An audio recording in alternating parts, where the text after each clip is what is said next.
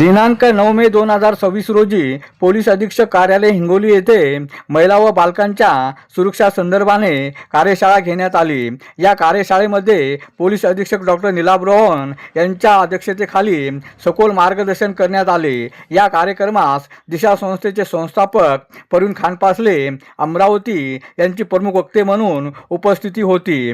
महिला व बालकांच्या सुरक्षेसंदर्भात प्रत्येक पोलीस स्टेशनमध्ये पोलीस काका, पोलीस दीदी, विशेष पोलीस बाल पथक, बडी कॉपचे पथके नेमण्यात आले आहेत। महिला व बालकांच्या संदर्भात काही तक्रारी आल्यास त्यांची सहानुभूतीपूर्वक विचारपूस केली जाणार आहे।